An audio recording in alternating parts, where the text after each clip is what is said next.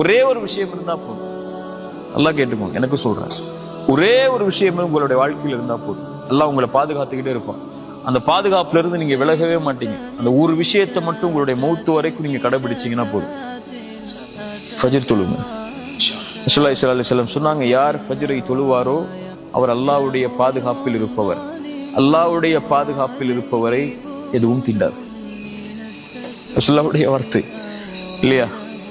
காலையில எழுந்து அவன் அல்லாஹ்வுக்காக 2 ரக்அத்தை அந்த குளிருள்ள நேரத்திலையும் வெளிச்சமில்லாத அந்த நேரத்திலையும் நடந்து போய் அல்லாஹ்வுக்காக நிறைவேற்றக்கூடியவருக்கு ரசூலுல்லாஹி ஸல்லல்லாஹு அலைஹி வஸல்லம் சொன்னாங்க, யார் இரவுடைய அந்த இருள்களில் நடந்து கொண்டு பள்ளியை நோக்கி சென்று தொழுகை நிறைவேற்றுவாரோ நூறு இத்தாமியோமல் கியாமா, மறுமையில் அவர் வெளிச்சத்தோடு வருவார்.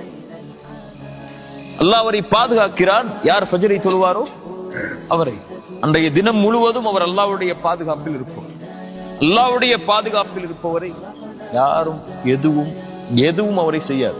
சோதனை வந்தா கூட அவருக்கு பெருசா தெரியாது. அந்த சோதனை அல்ஹம்துலில்லாஹ் அல்லாஹ் என்ன சோதிக்கிறான்னு நினைச்சிட்டு போயிடுவார். குறை சொல்ல மாட்டார், கை செய்தப்பட மாட்டார், என்னடா வாழ்க்கைன்னு சொல்ல மாட்டார். அல்லாஹ் என்ன சோதிக்கிறான் அப்படின்னு சொல்லி அவர் அல்லாஹ்வுடைய விஷயத்தை பொருந்திக் கொள்வார். அஜபல் அம்ரில் முஃமின், அவருக்கு அதுவும் நலவா இருக்கும். அல்லாஹ் அவருக்கு அவர் சந்திக்கக்கூடிய சோதனையை விட சிறந்த ஒன்றை அல்லாஹ் கொடுத்துருவான். அல்லாஹ்வுடைய பாதுகாப்புல இருக்கிறவருக்கு நலவு வந்தாலும் அல்ஹம்துலில்லாஹ் அல்லாஹ் என்னை பாதுகாத்து இதை கொடுத்திருக்கிறான்னு சொல்லுவான். சரியா?